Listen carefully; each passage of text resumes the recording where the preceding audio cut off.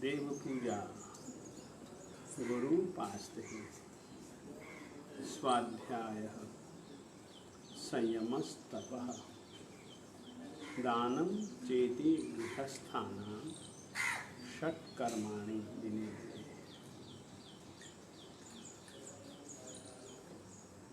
गृहस्थों के लिए 6 कर्तव्य हैं। 6 कर्तव्यों में से पहला कर्तव्य देव पूजा है। देव पूजा को लेकर के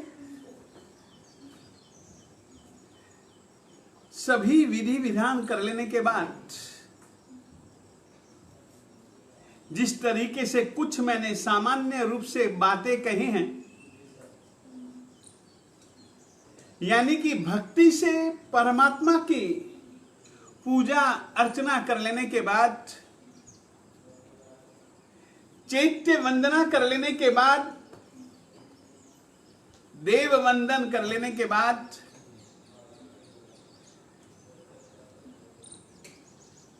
श्रावक को जब लगे कि बस अब चलें, तो वह 3 बार अवश्य ही शब्द का प्रयोग करे। जैसे निस्सी शब्द का प्रयोजन है, वैसे ही अवश्य ही शब्द का भी प्रयोजन भी है और प्रयोग भी है। अवश्य ही शब्द का अर्थ है आवश्यकी। साहब, जाने को मन नहीं करता है आपके पास से,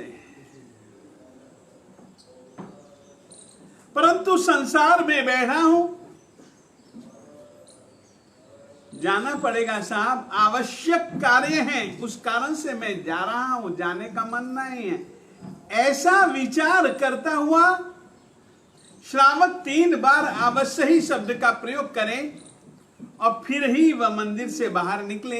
यह एक अपनी परंपरा है। आज से 6 कर्तव्यों के क्रम में जो दूसरा कर्तव्य है गुरु पास्ते है। गुरु उपासते हैं, गुरु जी की सेवा। सबसे पहले एक गुरु जी क्या वस्तु है, गुरु जी क्या काम करते हैं, इसको लेकर के हम थोड़ा सा समझें कि गुरु जी क्या है और गुरु जी का क्या महत्व है। इसको लेकर के श्रीपाल मैना सुंदरी के रास में एक बहुत सुंदर चर्चा है।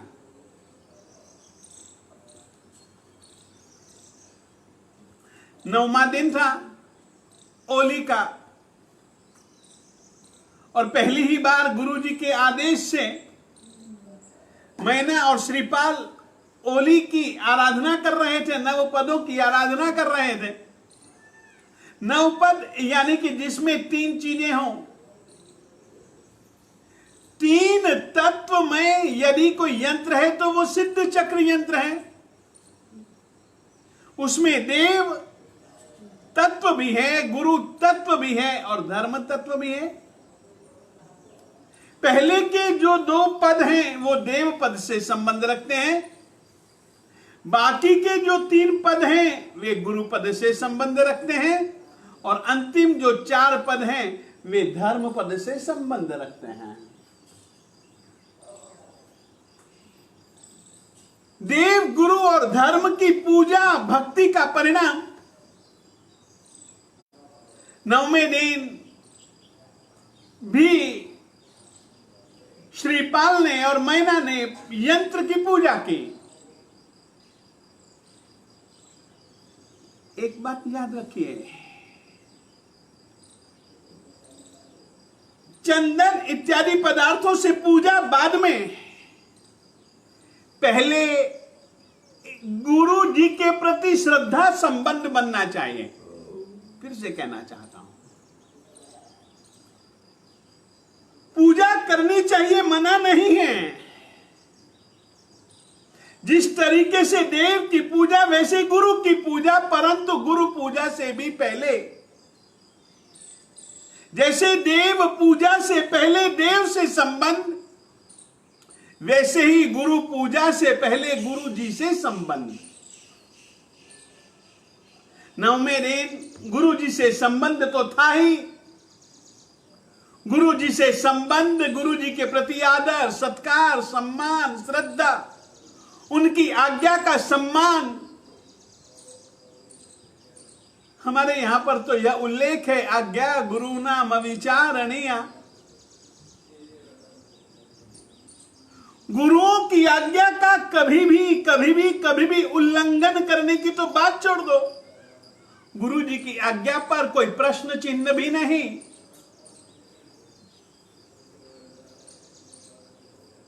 गुरु जी ने कह दिया सो कह दिया।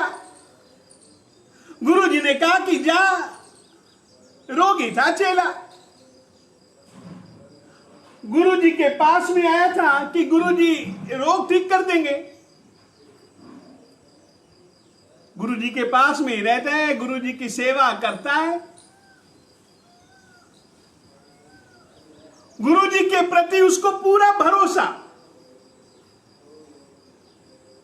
एक बार गुरु जी की झोपड़ी में ही एक नाग देवता जी प्रकट हो गए। गुरु जी ने भी देखा और शिष्य महोदय ने भी देखा। गुरु जी ने कहा, अरे देखता क्या है, जरा इच्छा हुई है इसके जरा दांत तो गिन। उसने कहा, गुरु जी ठीक है अभी गिन के आता हूं। गुरु जी भी जानते थे, इतना ही नहीं चेला भी जानता था कि गुरु जी ने जिस नाग देवता के दांतों को गिनने के लिए कहा है, वो नाग भयंकर भयंकर भयंकर विष को अपनी दाढ़ों में रखता है। इसका काटा कभी कोई जिंदा नहीं रहता है। गुरु जी भी जानते थे, शिष्य महोदय भी जानते थे। अब गुरु जी ने आज्ञा दे दी और शिष्य ने कहा, ठीक है गुरु जी जाता हूं। और वो गया नाग के पास। मौका देख करके उसने नाग के गले को भी दबाया और नाग के दाढ़ा को उसने खोलने की कोशिश की। और जैसे ही उसने खोलने की कोशिश की, नाग ने डंक मारा। नाग सचमुच में बड़ा भयंकर था, बड़ा जबरदस्त उसका विष था। और गिन तो न सका, मगर नाग के काटने पर उसने वेदना सचमुच में बहुत महसूस की और वह मूर्छित हो गया। गुरु जी ने उसी समय उसके ऊपर एक कंबल ओढ़ा दिया, पूरे का पूरा पांव से लेकर के सिर तक उसको ढक दिया। पसीना आया, परंतु वो तो बेचारा मूर्छित था। थोड़ी सी देर के बाद में गुरुजी वापस उसके पास में गए। गुरुजी ने जो उसके सिर के ऊपर पांव से लेकर के सिर तक जो उसने ढका था, गुरुजी ने वो कंबल हटाया। कंबल हटाया, पसीना पोंछा और शरीर पर एक औषधि का लेप किया। और जैसे ही लेप किया और वैसे ही पुकारा, उठ। और वो उठ गया, अंगड़ाई लेकर के उठा, उठ गया। गुरुजी खुश हुए और वो नाग देवता पास में ही बैठा था। उसने कहा गुरुजी को, गुरुजी मैं अभी वापस गिनता हूं।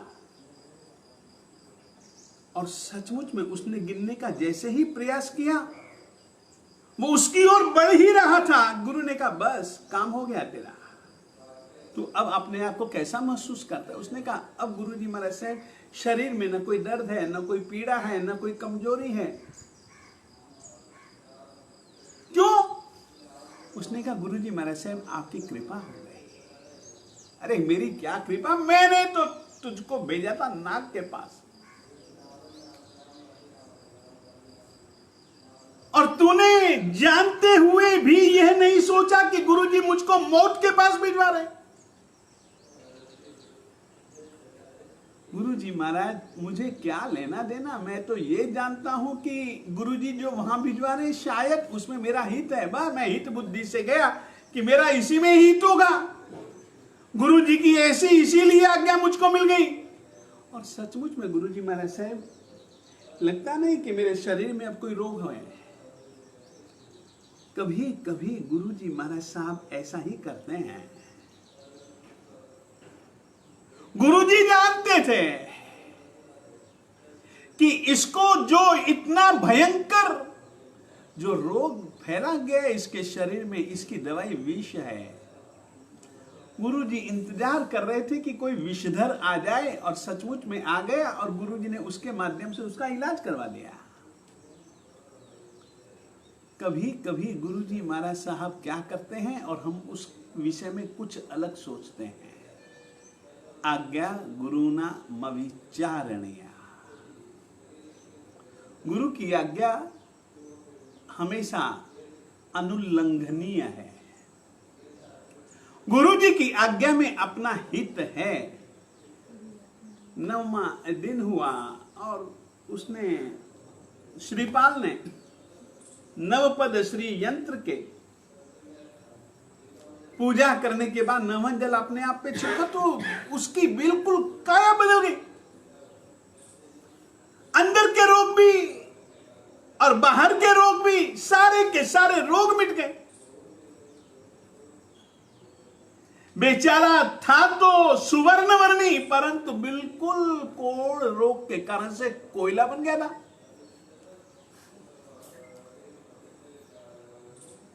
गुरु जी ने दिए जो प्रयोग, उस प्रयोग से रोग भी गया, शोक भी गया। जो काया उसकी कोयले जैसी बन गई थी, जिस काया को देखने पर कभी भी किसी का मन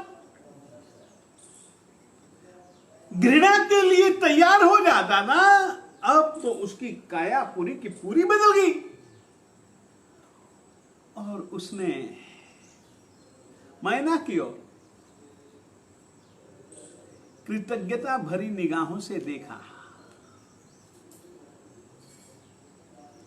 एक बात कहना चाहता हूं, हमारे श्रीपाल मैना सुंदरी के चरित्र में प्रायः करके आदमी पत्नी कभी कुछ अच्छा कर लेती है ना, तो श्रीमान महोदय उसकी कभी भी प्रशंसा नहीं करते। सचमुच में यह उचित व्यवहार नहीं है। हमारे श्रीपाल मैना सुंदरी के चरित्र में इसी घटना के बाद में एक प्रसंग आता है जिसमें कि श्रीपाल की मां कोड़ियों को सौंप करके चली जाती है और गुरु के वचन को सुन करके वापिस उज्जैनी में आती है, क्योंकि गुरुजी ने कहा था कि तुझको तेरा बेटा उज्जैनी में मिलेगा, और इस समय वो उसको कोई कोड़िया रोग नहीं है, और उज्जैन के राजा की पुत्री मैना के साथ में उसकी शादी हो गई है, और नवपदों की आराधना से उसका देह मूल रूप में आ चुका। ये गुरु के वचनों को सुनकर के वह आई थी उज्जैनी, और श्रीपाल और मैना मंदिर जी से बाहर निकल रहे थे, और श्रीपाल ने अपनी मां को पहचान लिया। देखते ही वो चाहता है अपनी मां के श्री चरणों का स्पर्श करता है। मैना को कहता है यह मेरी मां। मैना भी उनके श्री चरणों का स्पर्श करती है और मैना को तो नहीं मगर श्रीपाल को देख करके आश्चर्य जब हुआ तो उस समय श्रीपाल मां को कुछ कहता है और वो कहता है,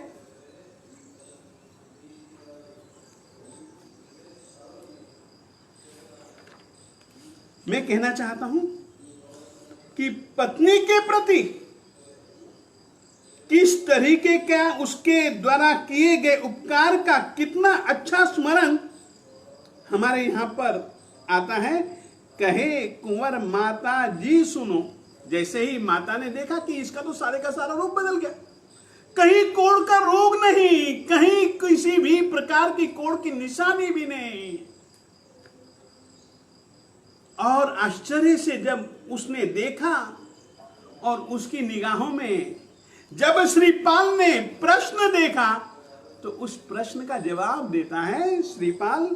कहे कुंवर माता जी सुनो, ए पसाय, ये जो कुछ भी है ना, ये सारी की सारी कृपा, ए पसाय सहु तुम बहु तणो, गयो रोग ने वाध्यो रंग वली लहयो जिन धर्म प्रसंग, सुगुण वहु निर्मल निजनंद देखी माय अधिक आनंद। किस तरीके से श्रीपाल कहता है कि ये जो कुछ भी हुआ है ना मां, जो तुम देख रही हो ना, ये और कुछ नहीं है, ये तुम्हारी बहू का ही ये पसाय, ये उसकी कृपा का परिणाम है। सचमुच में ये एक कृतज्ञता होती है। और मां मैना को आशीर्वाद देती है। ऐसे श्रीपाल ने जब बिल्कुल 9वें दिन ठीक हो जाने के बाद मैना के प्रति कृतज्ञता से देखा और मैना को धन्यवाद बोलना चाहा। और उस समय मैना क्या कहते हैं, वो बहुत प्यारे शब्द हैं और वो सारे का सारा यश गुरु जी को देती है। और वो कहती है, श्रीपाल कुछ बोले उससे पहले ही वो बोलती है, मैना कहे अवधारो राय, मैना कहे अवधारो राय, ए सभी सदगुरु तणो पसाय। इसमें मेरा कुछ नहीं है, जो कुछ भी है सदगुरु तणो पसाय। यह कृपा जो तुम्हारा इतना सुंदर तन, इतना सुंदर मन, इतनी सुंदर आत्मा, इतनी सुंदर बुद्धि, इतने सुंदर विचार, जो कुछ भी तुम्हारे पास में सुंदरता है, ये सब कुछ सदगुरु तणो पसाय। और वो आगे क्या कहती है, माता पिता के भी कोई उपकार कम नहीं है, तो भी वो माता पिता बंधु पुत्र आदि और गुरु में क्या अंतर है, वो कहती है, मात पिता बंधव सुत होय पण गुरु सम हितुओ नहीं कोय। जिंदगी में बहुतों के साथ संबंध बनते हैं और सबसे ज्यादा संबंध अगर व्यक्ति का किसी से भी है तो वो माता और पिता से है, बंधु से है, परिवार से है। एक तरफ माता पिता बंधु सब जन हो, एक तरफ गुरु हो, तो मैना कहती है कि उनसे भी ज्यादा गुरु का महत्व है। क्यों? वे सभी के सभी स्वार्थ के कारण कोई नाता रखते हैं और जब स्वार्थ पूरा हो जाता फिर वे छोड़ सकते हैं, फिर वे छोड़ देते भी हैं। गुरु का जो शिष्य के साथ में जो नाता, वह तो एक निस्वार्थ है। और दूसरा, गुरु सम हितुओ नहीं कोय, गुरु के समान हमारी आत्मा का हितुओ, हित चाहने वाला कोई दूसरा नहीं है। वो तुम उसका कुछ कर भी ना पाओ तो भी गुरु तुम्हारी हित से बंधा हुआ है, तुम्हारी हित के लिए बंधा हुआ है। अपन गुरु के लिए ज्यादा कर भी नहीं सकते, परंतु गुरु अपने लिए सब कुछ कर देता है, निस्वार्थ बुद्धि से करता है। गुरु वल्लभ जी महाराज साहेब जी को कोई स्वार्थ नहीं था। वो पूरे के पूरे हिंदू मुसलमानों के झगड़े के बीच में, जब खून खराबा चल रहा था, उस समय हम पंजाबी लोगों को, वे चाहते तो अपने प्राणों की सुरक्षा कर सकते थे। हिंदुस्तान के सभी संघ वालों ने कहा था कि वल्लभ विद्याधरी जो पाकिस्तान में है उनको हर हालत में यहां पर लाया जाए। और इतना ही नहीं, पाकिस्तान की सरकार ने भी भारतीय सरकार का आग्रह देख करके गुरु वल्लभ जी को कहा था, आप पधारो, आपके लिए हम सारी व्यवस्था कर देते हैं। गुरु जी ने कहा नहीं, गुरु सम हितुओ नहीं कोय। वो हित बुद्धि थी। और नहीं, मैं अकेला नहीं जाऊंगा, इन सबको लेकर के जाऊंगा। और वो सबको लेकर के आए। वे जानते थे, वे समझते थे, परमात्मा कृपा, गुरु कृपा, और उसके अतिरिक्त वे स्वयं की साधना आराधना को भी जानते थे। वे थे तो ही हम लोगों को वे ला सके। यदि वे ना रहते, यदि वे ना होते, यदि वे वहां से निकल चुके होते तो क्या हालत होती, वे जानते थे। केवल कहा कुछ नहीं, दिल में हमारे प्रति हित बुद्धि थी।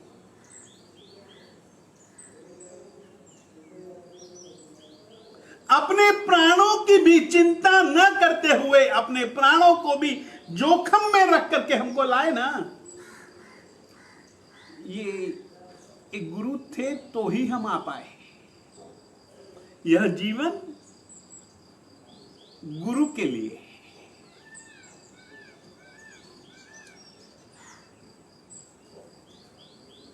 इस शरीर के चमड़ी की जूतियां बना दो और नसों से सी डालो उस जूते को, गुरु को पहनाओ, तो भी हम लोग गुरु के उपकार से कभी उरीर्ण नहीं हो सकते। मैं याद दिलाना चाहता हूं, जिस क्षेत्र में बैठा हूं,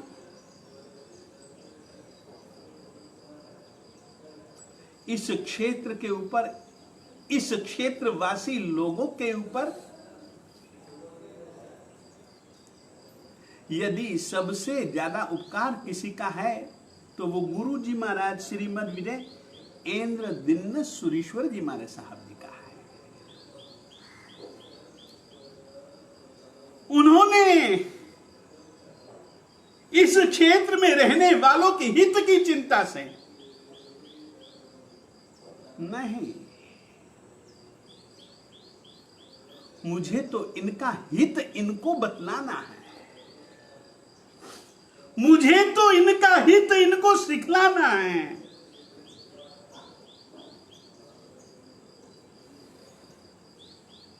न गालियों की चिंता, न प्रशंसा की चाहना, न दुख न सुख, न खाना न पीना। सोचो कितने वे हित बुद्धि से जुड़े रहे।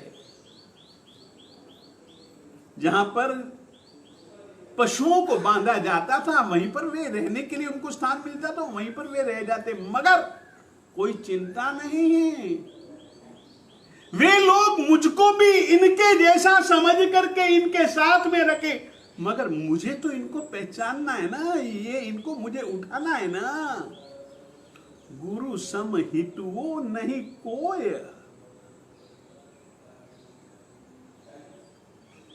समझ करके चलो।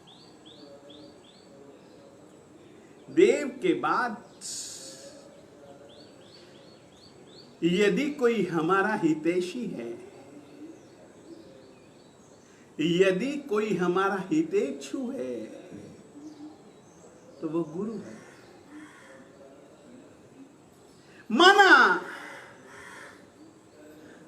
जैन परंपरा में जो अरिहंत देव हैं, वे भी सभी जीव करु शासन रसी, ऐसी भाव दया मन उल्लसी, ये भी जीवों के हित बुद्धि हित कार्यों से जुड़ा हुआ जीव मात्र के, उसके पास अनंत शक्ति होती है, तो वो अपनी शक्ति का उपयोग मात्र जीवों के हित के लिए करता है। और वही परंपरा,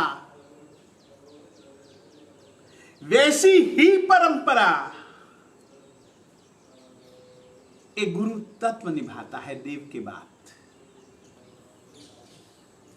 फिर से कहना चाहता हूं, देव और गुरु के अंदर एक दूसरा साम्य, एक तो हित बुद्धि, दूसरा अरिहंत देव जो है ना, वो और कुछ नहीं करता है। दूसरों का हित वह जानता है कि धर्म से ही इसकी आत्मा का हित हो सकता है। वो स्वयं धर्मज्ञ है, स्वयं धर्ममय है, उसका आचार धर्ममय है, और वो जानता है कि धर्म जैसा तत्व ही जीव का हित कर सकता है। धर्म वही जो सत्य है, धर्म वही जो हितकारी है, धर्म वही जो जीव को अहित मार्ग से हटा करके हित में जोड़ दे, वो नाम है गुरु।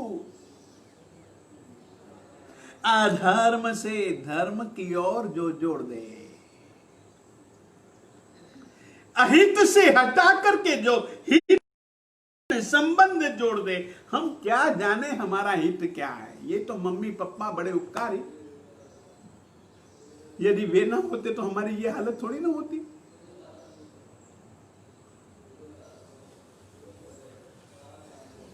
अरे वो कितना ध्यान रखते हैं, मां रोटी बनाते हैं और बच्चा अगर देखती है मां कि ये बिजली खुली हुई है, तार खुली हुई है, ये उस तरफ बढ़ रहा है, अपना काम छोड़ करके भी दूध उबलता है, उबलने दो, जाकर के अपने बच्चों को पकड़ती है ना, कहीं उसका अहित ना हो जाए। गुरु जी तो ऐसा तत्व है रे, हित से बंधा हुआ है, मगर हम कृतज्ञ आदमी, हम गुरु जी के प्रति अपना कर्तव्य नहीं निभाते। भले हम कहें कि गुरु जी बड़े उपकारी, परंतु गुरु जी की कोई निंदा कर रहे तो सुनने वाले भी हम लोग ही हैं। क्या हमारी कृतज्ञता नहीं। गुरु सम हितुओ नहीं कोय।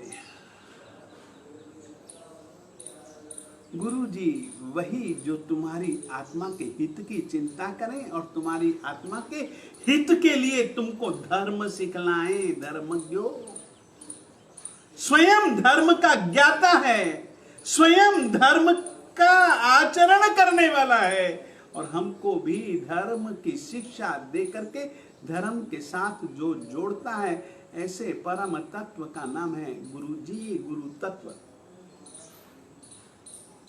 गुरु जी के विषय में मैं ना आगे क्या कहती है, बहुत सुंदर लाइन है।